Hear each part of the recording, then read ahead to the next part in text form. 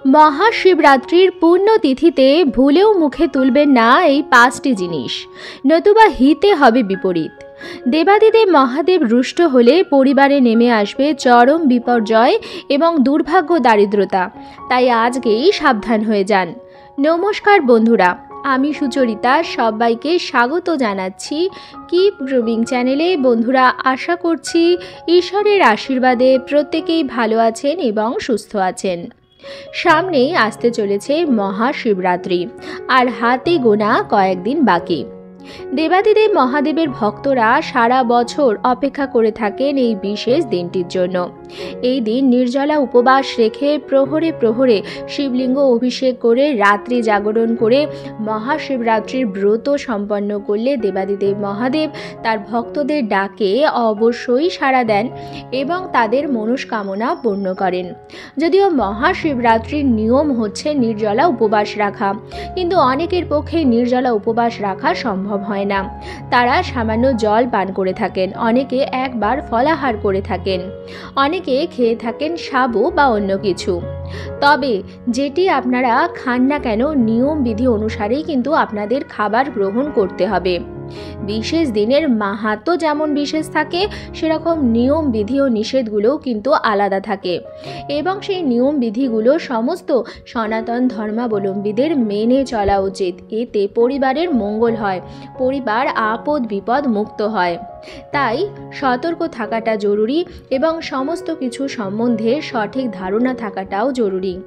আজকের ভিডিওটিতে আমি আপনাদের সঙ্গে শেয়ার করব মহাশিবরাত্রির ব্রত করলে, অথবা যদি আপনারা ব্রত নাও করেন তাহলেও এই বিশেষ পুণ্যতিথিতে কোন 5টি খাবার আপনারা ভুলেও মুখে তুলবেন না।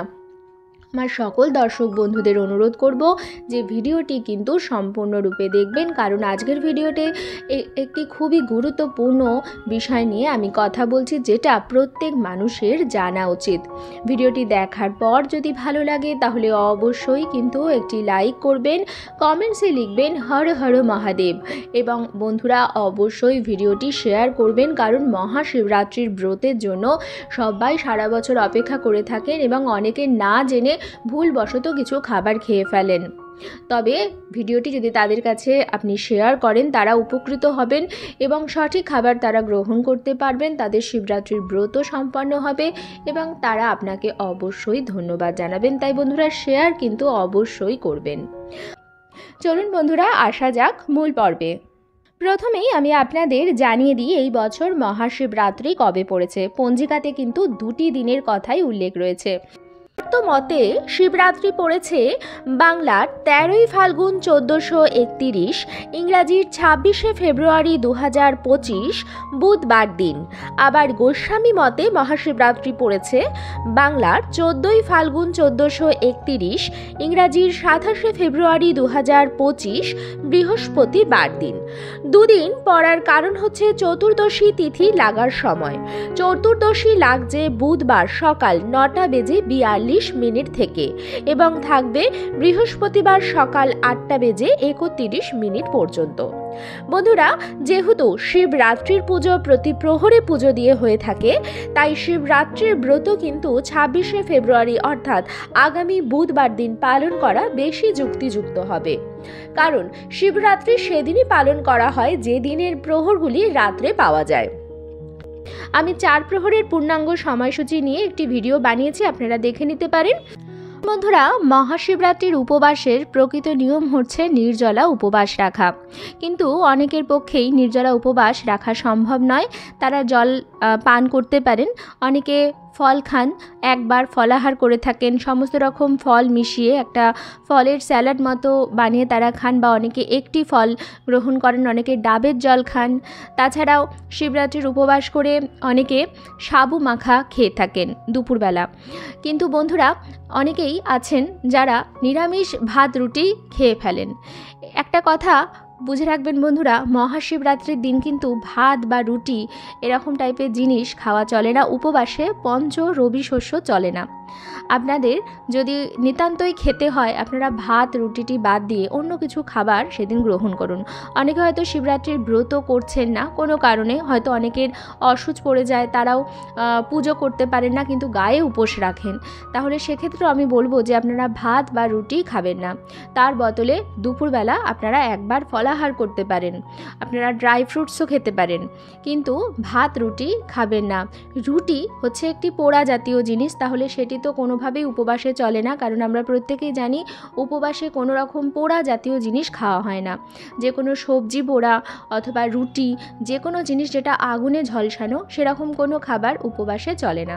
তাহলে উপবাসে আপনারা কি করতে পারেন, ফল খেতে পারেন, ফলের জুস খেতে পারেন, আপনারা মিল্কশেক মতো বানিয়েও খেতে পারেন, দুধ এবং ফল মিশিয়ে একটি মিল্কশেক মতো বানিয়েও খেতে পারেন দুপুরবেলা একবার, অথবা আপনারা খেতে পারেন সাবু। উপবাসে সাবু চলে, সাবু আপনারা খেতে পারেন, দুধ সাবু, অথবা আপনারা দুধ সাবুর মধ্যে সামান্য নারকেল কুচি বা ফলের কুচি মিশিয়ে সাবু মাখা বানিয়েও খেতে পারেন। অনেকে সাবু, যারা কাঁচা সাবু খেতে পছন্দ করে না, তারা অনেক সময় সাবুর পায়েস মতো বানিয়ে নেন, বা অনেকে যারা মিষ্টি জাতীয় জিনিস খাওয়া পছন্দ করেন না বা যাদের খাওয়া মানা আছে, তারা সাবুর খিচুড়ি মতো বানিয়ে নেন। অনেকে সাবু এবং আলু দিয়ে একটু সাবুর উপমা মতো বানিয়ে নেন, সাবু আলু এবং বাদাম দিয়ে।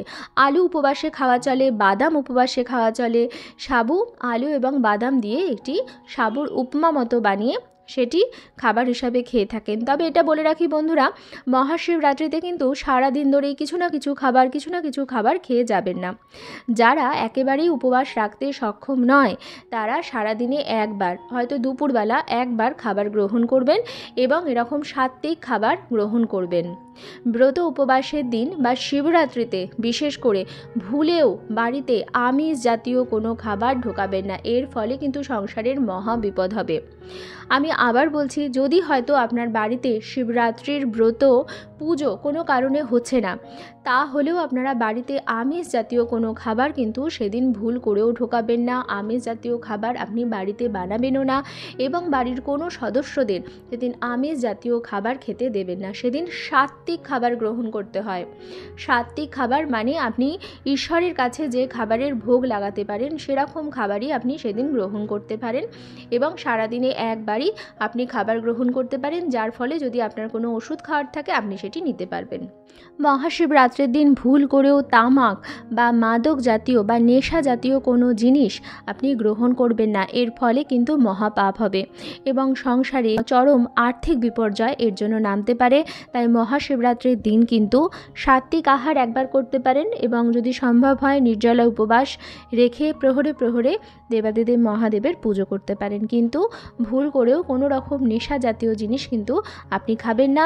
এর ফলে কিন্তু এর দুষ্প্রভাব আপনার পরিবারের ওপর পড়বে। তাই সাবধান হয়ে যান। মহাশিবরাত্রির ব্রত ছেলে মেয়ে নির্বিশেষে যে কোনো বয়সের ব্যক্তি করতে পারে, তাদের মনস্কামনা পূর্ণ করবার জন্য, দেবাদিদেব মহাদেবের আশীর্বাদ পাওয়ার জন্য। এই দিনটি সববার, তাই এর পালনীয় নিয়মবিধিগুলোও কিন্তু সবাই পালন করবেন। এছাড়া মহাশিবরাত্রিতে ভুল করেও মুখে তুলবেন না যে কোনো তেতো জাতীয় জিনিস, যেমন করলা, উচ্ছে, নিম পাতা বা যে কোনো জিনিস যার স্বাদটা তিক্ত। কারণ বন্ধুরা, ব্রত উপবাসে কোনো রকম তেতো জাতীয় জিনিস খেতে নেই, এর ফলে কিন্তু জীবনে তিক্ততা বাড়তে থাকে। তাই ভুল করেও তেতো জাতীয় জিনিস সেদিন মুখে তুলবেন না। আর তার চেয়ে বরঞ্চ উল্টোটা করবেন, অর্থাৎ যে কোনো মিষ্টি জাতীয় জিনিস খাওয়ার চেষ্টা করবেন। আপনারা যে কোনো মিষ্টি জাতীয় সাদা বা হলুদ রঙের মিষ্টি আপনারা দেবাদিদেব মহাদেবের কাছে নিবেদনও করতে পারেন এবং প্রসাদ হিসাবে আপনারা গ্রহণও করতে পারেন। শিবরাত্রির দিন আপনারা সাদা নুন ভুলেও মুখে তুলবেন না, তার বদলে আপনারা ব্যবহার করবেন সন্ধ্যাক লবণ। ব্রত উপবাসে সাদা নুন চলে না। এছাড়া বর্জন করবেন তেল মশলাযুক্ত খাবার। আমি আগেই বলেছি যে ব্রত উপবাসে একবার আপনারা আহার করতে পারেন সারা দিনে, এবং সেটি আপনাকে করতে হবে সাত্ত্বিক আহার। আপনারা তেল মশলাযুক্ত, বিশেষ করে সর্ষের তেল এবং মশলাযুক্ত খাবার শিবরাত্রির দিনে কিন্তু ভুলেও খাবেন না। এর প্রভাব কিন্তু আপনার পরিবারের ওপর পড়বে এবং সারা বছর নানা প্রকার রোগ ব্যাধি জ্বালা যন্ত্রণায় ভুগবেন। যারা সাবু খেতে পারেন না তারা রাগি খেতে পারেন।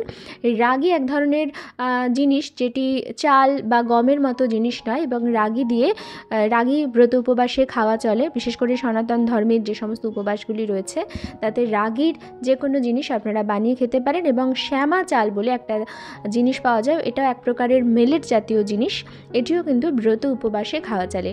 তবে ডালিয়া খাবেন না, কারণ ডালিয়া কিন্তু গম থেকে তৈরি হয় এবং গম জাতীয় জিনিস কিন্তু উপবাসে চলে না। তাই আপনারা রাগি বা শ্যামা চালের তৈরি আহারও একবার গ্রহণ করতে পারেন, সন্ধ্যা লবণ দিয়ে, তেল মশলা ছাড়া।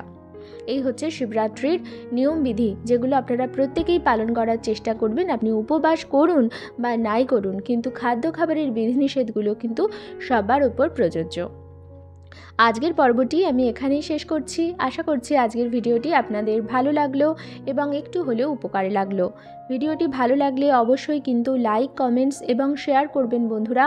আর যদি চ্যানেলে নতুন হন তাহলে অবশ্যই চ্যানেলটিকে সাবস্ক্রাইব করে আমার সাথে থাকবেন। দেখা হবে কিপ গ্রুমিংয়ের নতুন আরও একটি পর্ব নিয়ে। সবাই খুব ভালো থাকবেন, সুস্থ থাকবেন।